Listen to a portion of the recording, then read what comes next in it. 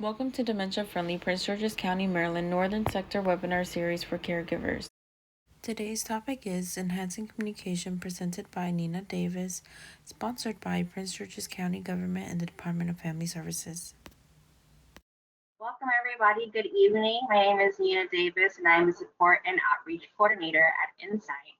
And tonight we'll be talking about enhancing communication for individuals with dementia.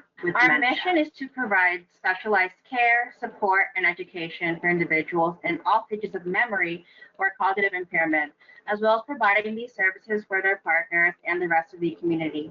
And our vision is to have a community where those living with memory or cognitive impairment are able to achieve the highest quality of life, not only for themselves, but also for their care partners. So we are the leader in dementia care in Northern Virginia. We started in 1984 at a small basement, specializing in Alzheimer's, and we have grown over the past 41 years, supporting all types of dementias or cognitive impairments. And we do this through care, connection, and creativity. So with care, we have our specialized adult day program for people in all stages of their dementia or cognitive impairment journey. We have connection by building relationships and supporting care partners throughout their journey. And then last but not least, creativity by having dementia experts share their knowledge and resources, since every journey is unique. So this is just a little bit of background about Insight. I'm more than happy to share more information at the end of our presentation. So starting off, we have common changes in all types of dementias. So as you can see on the right-hand side, there is a graph there with all the parts of the brain and the different types of actions or abilities that they affect. And so with all kinds of dementias, you will notice progressive memory loss, language problems, impaired abstract thinking, poor judgment and reasoning, difficulty with impulse control, poor coping skills, slower reaction time, and loss of initiative. And then I'm going to go over that little chart on the right hand side. So for the frontal lobe, it will anything that any type of dementia that affects the frontal lobe, like for example, frontal temporal degeneration dementia, that's going to affect your movement, thinking initiation, reasoning, judgment, behavior, emotions, memory, and speaking, and also the temporal lobe too, with dementias like frontotemporal degeneration. It would also affect the temporal lobe, which also impacts your understanding, language, behavior, and memory and hearing. And then on the bottom side, you have the brainstem. So that affects breathing, blood pressure, heartbeat, swallowing, alertness, sleep, body temperature, and digestion. And then on the cerebellum, it affects your balance, coordination, and fine muscle control. And the occipital lobe affects your vision and color blindness. And last but not least, the parietal lobe, which affects knowing right from left, sensation, reading, and understanding spatial relationships. So as you can see here, with the photograph, it has a picture of a normal brain and then a brain that it has been affected by Alzheimer's. So as you can see, with the normal adult brain, it retains its typical volume and shape, but with the Alzheimer's brain, it will have noticeable shrinkage, also known as atrophy, especially around the cortex, which is responsible for thinking, memory, and language, and the hippocampus, which is also important for memory formation.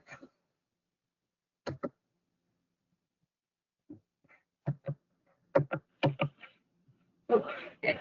And here is a brain cross section. So on the left hand side, the normal will you still have all of the volume and the parts that keep those certain abilities like language and memory. And then on the right hand side, you'll notice that with the Alzheimer's brain or any kind of dementia, it will have lost a lot of that function, as you can see with the shrinkage in certain parts of the brain.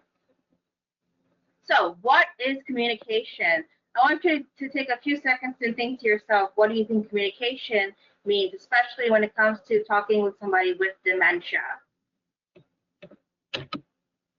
So the definition of communication, this is a process by which information is exchanged between individuals through a common system of symbols, signs, or behavior. When we think of communication, a lot of times we tend to focus on the verbal aspect of communication, but really, especially when it comes to speaking with someone with dementia, it's going to focus a lot on body language, right? So a lot of times they will rely on how you speak with them or how they can see you go about certain things, or vice versa. You'll have to rely on their body cues. And a lot of times, especially as the progression of dementia continues, they will lose that ability to verbalize, but they will still be able to communicate with body cues. And it's really important that you try your best to get to know the individual with dementia so that you can communicate effectively even when there's no actual words being used. So that's going to account for 55% of communication. And then next we have tone of voice. 38% of communication is going to attribute to that. And essentially what this is after they able to rely on body language, they're also going to rely on how you sound whenever you are speaking to them, right? Whether you're speaking to them in a condescending tone or whether you're speaking to them in a tone that reflects empathy, right? They are going to notice how you sound and how that makes them feel, right? So that's super important to understand that when communicating with somebody with dementia, body language and tone of voice is gonna overall triumph actual verbal use, which is gonna account for 7%. So it's not really about what you're saying, but how you're saying and how it sounds to the person receiving it. So the person who has dementia or cognitive impairment, they are more so gonna look out for how something makes them feel, or how it sounds, or how you look about when you're trying to communicate with them. So with early stage changes, you're going to notice repetition due to short-term memory loss, a difficulty processing and storing information, including comprehending language and reading or writing, difficulty finding the right words, describing objects rather than calling them by name, and using familiar words repeatedly. Oftentimes, you will lose train of thought and you can get easily distracted. You'll also have difficulty with decision making or problem solving, and sometimes you can even completely withdraw from conversation. So,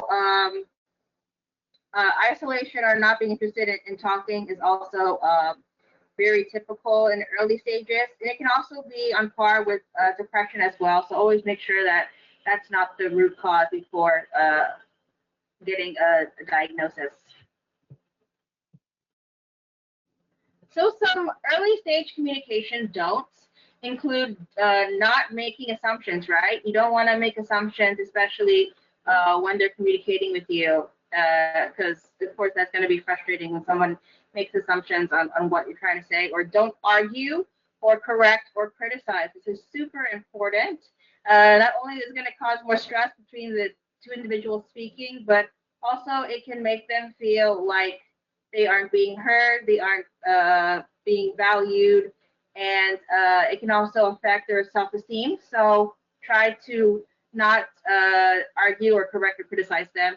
And also don't quiz or test the person, right? Again, you don't want to make them feel like they're incompetent, especially as they're in the early stages, because a lot of times they still are able to comprehend especially when you're talking with them and they can tell whether or not you're trying to test their intelligence or trying to make them feel less than.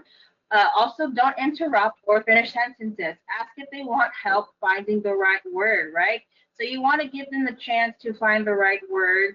And again, like I mentioned, don't try to make them feel like they do not know what's going on, and you don't want to make them feel like a child, right? So try to find, be patient, try to find ways to help them find the right word. Also, don't ask questions that rely on memory. So, for example, stop saying don't you remember. A lot of times they're not going to remember. It's going to cause more stress than necessary. You don't want them to get confused because they're having trouble recalling information from the past. So it's important that you try to focus on the present, or if you do want to reminisce on the past, reminisce on some happy times instead of trying to make them recall, or maybe showing them a photograph of when they were happy, and not trying to make them feel more confused than they already are. And some early stage communication do's. So do include them in conversations with others. Socialization is super important. So make sure that they are still being able to converse if possible, and also try to modify whatever it is that you're talking about to make them feel included and to not make them feel like left out or like they don't understand what's going on. You also want to speak directly to the person, so that they can understand you in a way. Also, keep sentences clear and straightforward, and pause between sentences so that they can focus on the sentence being told to them one at a time. Also, repeat the same words so that, again, they aren't confused. Also, use visual cues when necessary. Also, minimize distractions, right? So, want to make sure that in order to have communication, don't distract them with anything, and try to keep them on task with the conversation. Also, employ good timing and use your preferred method of communication. And that's going to take some trial and error with finding out what's the best way to communicate with the person with the impairment. So next we have middle stage changes. What you're going to notice in this stage is the ability to understand others is going to decline more. The ability to find words and put full sentences together is also going to decline. They may use invented words or use familiar words repeatedly. They may have word salad or verbal casserole, which essentially is just kind of mumbo jumbo, like words that don't really make sense or that do not go together.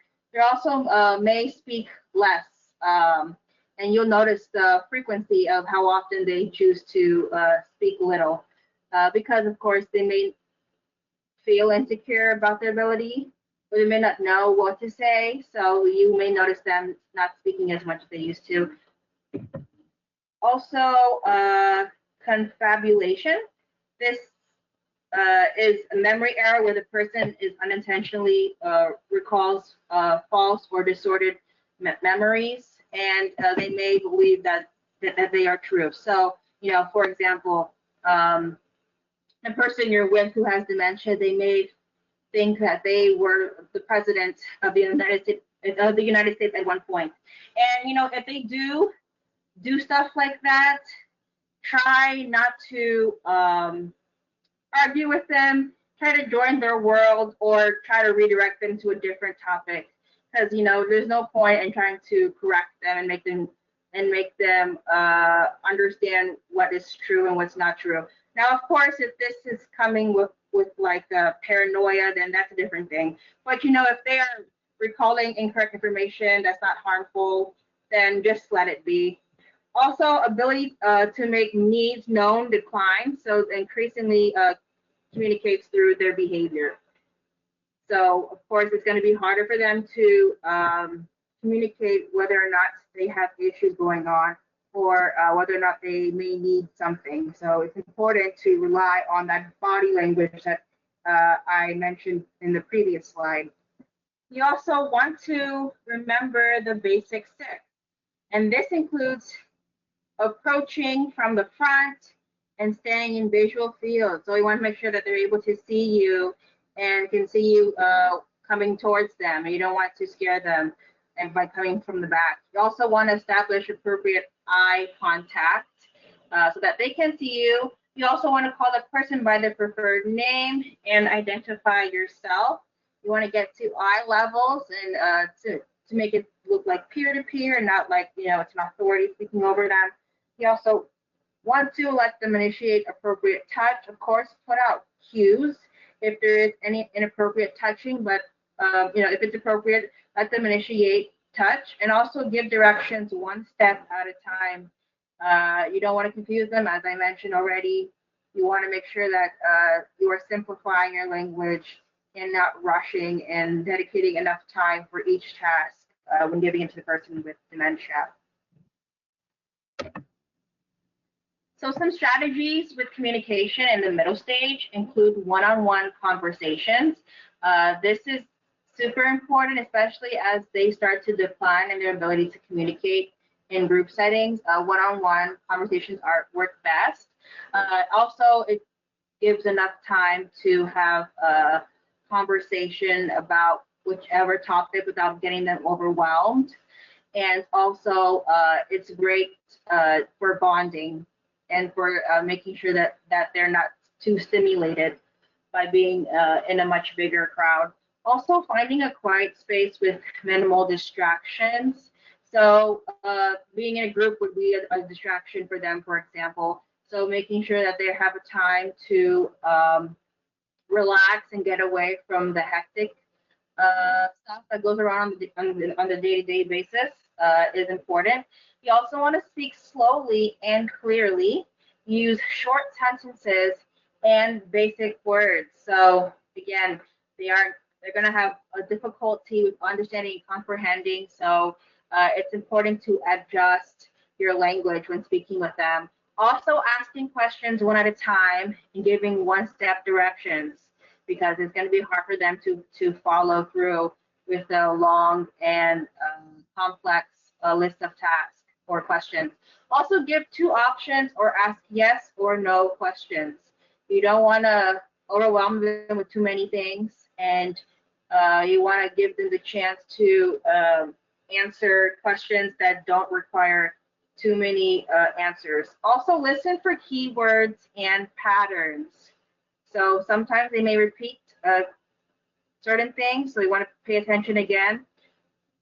Also, using familiar language. This ties in with the adjusting your overall communication style. Give visual cues. Offer a guess or fill in words if acceptable.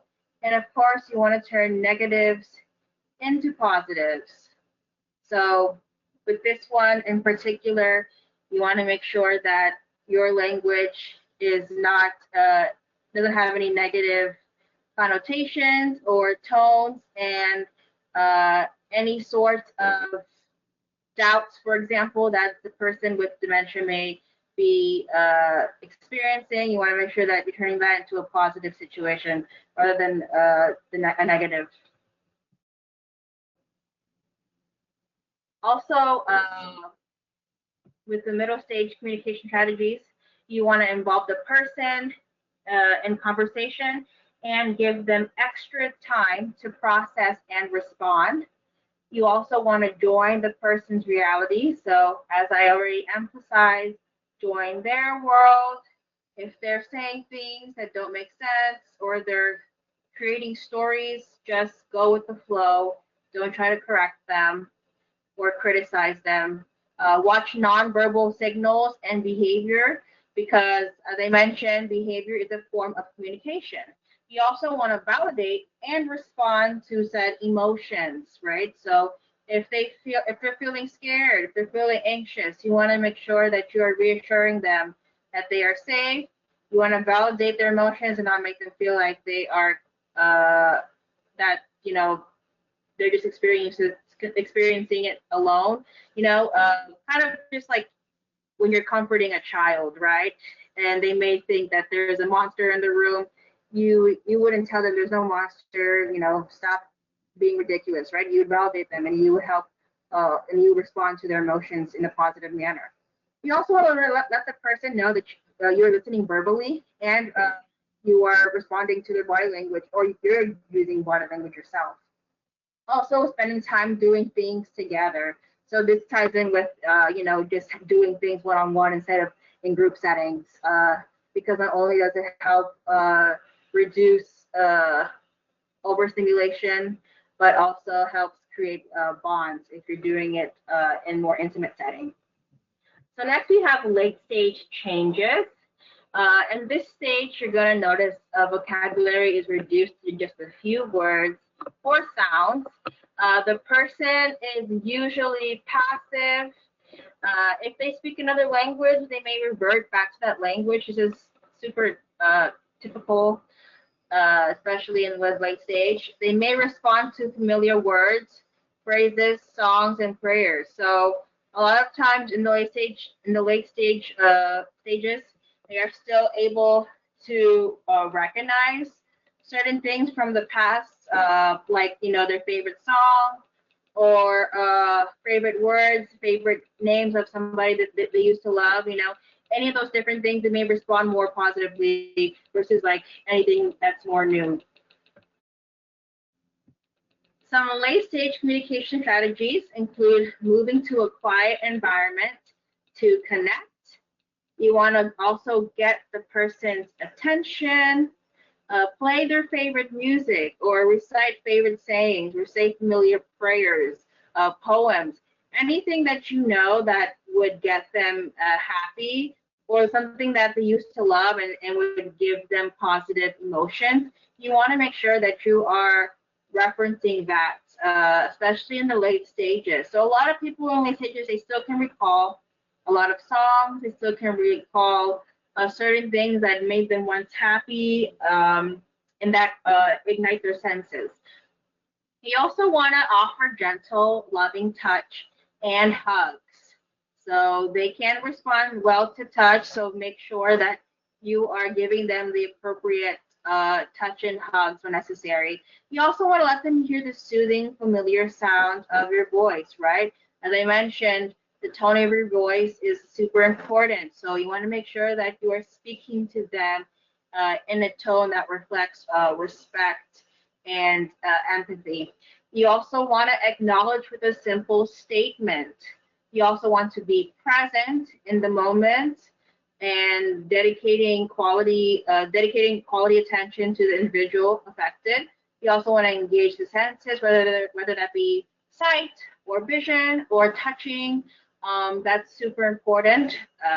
You also want to watch for nonverbal signs of pain or discomfort, and this is going to vary from person to person. But the more you work with the individual, the more you'll be able to notice these nonverbal signs of discomfort or pain. Some general communication tips include using a lower tone if there is hearing loss, creating an environment that facilitates good communication, using a tone that reflects respect, being aware of your nonverbal signals and observing theirs. Being patient, right? A lot of caregivers and people who work with individuals with cognitive impairment or dementia, they often have trouble with patience, but over time it will it will become better for you to practice that. Using statements rather than open-ended questions. Also avoiding idioms, metaphors, and slang, and also quit taking it personally. This is also another thing that many people may struggle with, especially because, if you're experiencing negative things from somebody, from your loved one, it can be hard to not take it personally. But just remember that it is the disease doing all of that doing all those negative actions, and not the person themselves. Because trust me, if they could control it, they probably would. But it is the disease, unfortunately, taking over their body.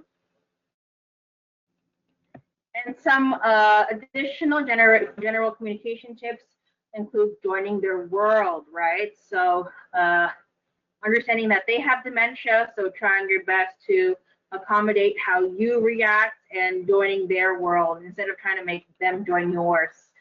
Trying to understand and respond to the emotion behind the verbal and nonverbal signals. That's super important.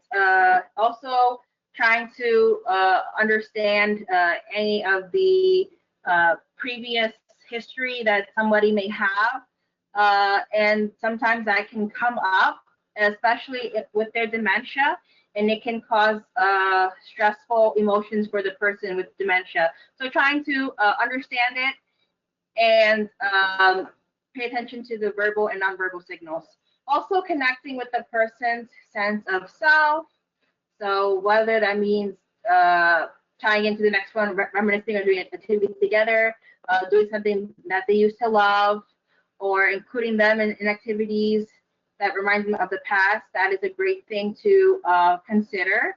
Also, remember the power of music, right? As we mentioned already, music is very important, and it's one of the last things people with dementia forget, right? So even in the late stages, they're still able to enjoy music, and it will reignite those positive emotions.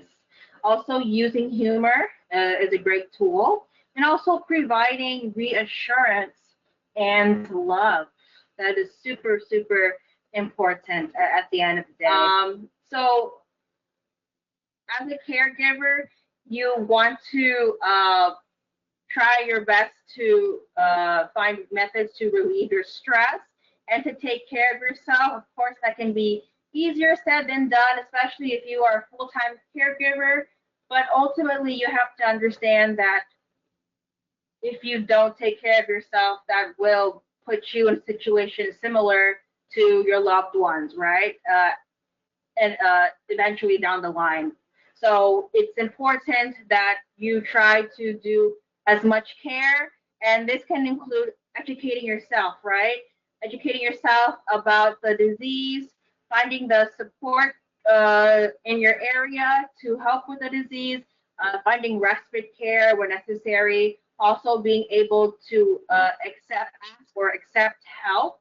Um, and that one can be hard, especially if you don't have anybody who can help you. But that is why there are tons of resources online for to find help in your area.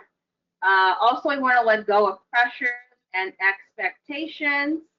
Of course, you can't really have too many expectations with the disease since it's very, it's very up and down, right?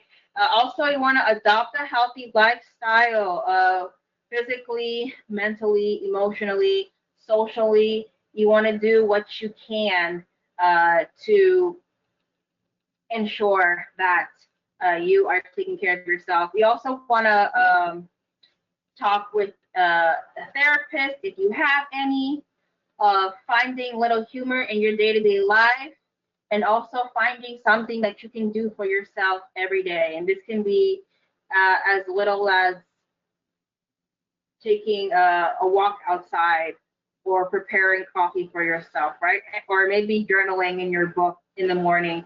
Anything that provides you joy and that you can take a couple minutes out of your day to do is super essential to a healthy life. So we also have the best friends communication. So this is a method where we tried to find the most effective way to communicate with somebody with dementia. So of course you want to use positive language, use humor in conversation, and of course you're gonna probably do most of the work, right? So as you can see here on the bottom left hand, don't put your knickers in a knot. It tells nothing and makes you walk funny. Uh, that's not appropriate. Or I can't believe I spilled my coffee again, right? That's not something that you would want to do.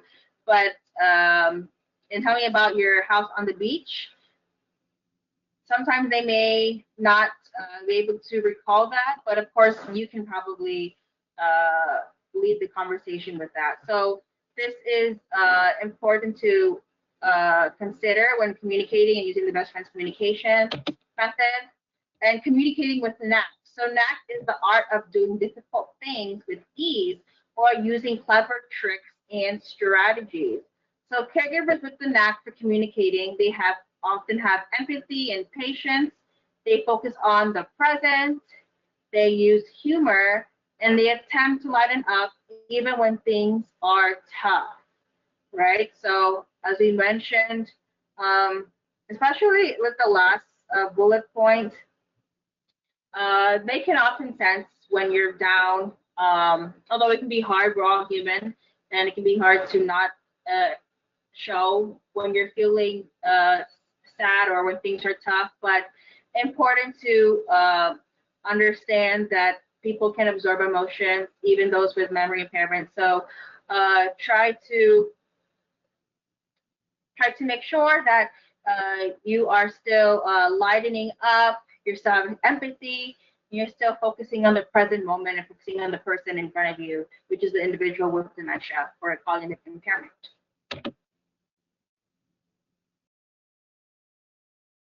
So, 15 ways to make a difference. Number one, listening carefully, right? So, our best friends often make sense when you give them a chance. Super important, right? So, listen carefully, make sure that you're ensuring that you're giving them your undivided attention. Help a person fill in the blanks. It can help keep the conversation moving.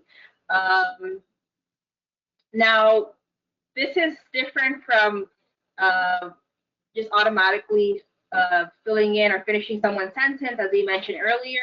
You can help try to find ways to make them feel more confident in achieving what they're trying to say to you. You also want to give compliments, right? Compliments take literally seconds out of your day, and they can really uplift the person that you're trying to speak with, especially somebody with dementia. You also want to ask for an opinion, right? So asking for someone's opinion can help show the person that what they say is valuable. And, of course, anyone, especially with somebody with dementia who may be suffering with self-esteem, of course, they want to feel like they are still helpful and still have some sort of worth or use. So, I shouldn't say use. I should just say that, in general, they want to feel valued and they want to feel like their opinions matter. So asking for opinion can be a great way to help with communication or just help the overall self-esteem of somebody with dementia. Also taking the blame. So for example, Dr. Jones, I'm so sorry I misunderstood you. I'll bring your lunch right away, right? Like I said, you don't want to argue with the person with dementia. And of course, if something is not your fault, you just join the world and try to understand that it's their disease talking and just absorb the blame, right? Don't take it personal. There's no point in trying to make them see things make them see reality when they are living in a different world. Also, number 6, keeping language simple and concrete. So, a simple example would be bring me that big red hat sitting on the desk. And a complicated an example would be you should wear a hat outside on a sunny day. So, go into the house and next to the fish aquarium, you'll find a couple of hats. Bring one of those out, right? Of course, they're going to probably go into the house and not know what to do next, right? Because it wasn't that simple and straightforward. Whereas if you were just to tell them, hey, bring me that big red hat right there, they can look at it and find it and bring it to you. So usually you just have to say things one at a time instead of adding multiple things at once, because of course they're not going to remember that, and it's going to be confusing for them. And then they probably will get frustrated and just completely quit altogether. So of course, keep language simple and concrete. 7, you want to pay attention to your body language. So as we mentioned, they will be looking at you a lot of times, and since they are going to be looking at you, they're going to look at how your body language appears and how that makes them feel. So of course, an upbeat attitude and smile are received positively. They want to feel like they are in a safe environment. You don't want to show up looking like you're annoyed or frustrated. And sometimes that can happen, right? Because maybe you're a caregiver and you're just really burnt out. You're exhausted, and sometimes you can't help but to show your emotion, your negative emotion. But just try to keep in mind that in general, you want to pay attention to your body language because that's going to make a world of a difference, especially when you're caring for somebody with dementia. Also, number 8, You don't want to argue, confront, or correct. So this ties in with what we've been saying throughout this whole presentation. It doesn't make sense to try to do any of those things because there's not going to be any productive outcome, right? For some persons with dementia, it's okay to give gentle cues the first time they got something wrong. And of course, they can appreciate our concern, but uh, ultimately, arguing, confronting, and correcting on a regular basis is not something that's necessary at all. Do not give orders or make demands because, especially in the early stages, they will be able to detect that you're trying to uh, show some authority over them. And of course, they don't want to feel like they are being spoken to like they're a child. So try not to do that, especially in the early stages. But even just in general with dementia, you wouldn't want to give orders or make demands. You also want to not talk down to the person. So you don't want to talk down to anybody, really, but especially with somebody with dementia, they can take things more to heart, right? They're already dealing with a lot of internal conflicts and emotions, and then talking down to them is just gonna make it worse for the individual. And also, of course, that can cause arguing and other types of things that aren't good for both the caregiver and the affected individual. So try not to talk down to them if you can help it. And of course, no one's perfect, right? It happens, but try not to, try to recognize when you do it and try to change how you approach them after you've done it the first time. You also want to not treat anyone like a child. So many people enjoy childlike activities, but begin with an adult relationship. So while you can engage in activities that are similar to that of in their childhood, you also want to make them feel like they are competent adults.